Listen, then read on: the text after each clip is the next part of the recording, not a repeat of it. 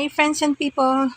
Ito nakikita nyo sa aking harapan, sa aming sangkalan, yung tatlong buong bawang.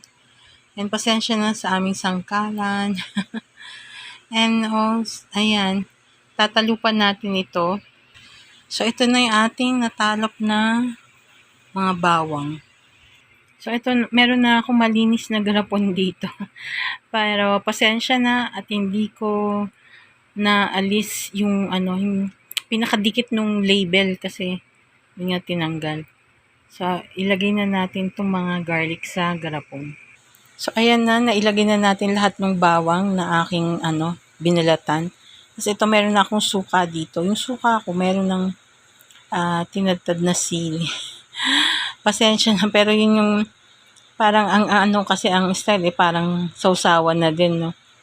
Pero ang ko nga rin yan, kasi lalo na sa panahon ngayon, di ba, panayang kainan sa panahon na to. So, itong garlic, mabisa para sa, iwas cholesterol and, sa pag kumain man tayo ng mataba, masarap na kainin din yan the same time. So, na natin tong suka na mayroong ginayat na sili.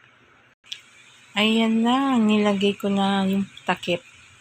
So, anytime, pwede na natin kainin yan. Babad ng mga ilang oras, hanggang pwede na natin kainin. Thank you for watching.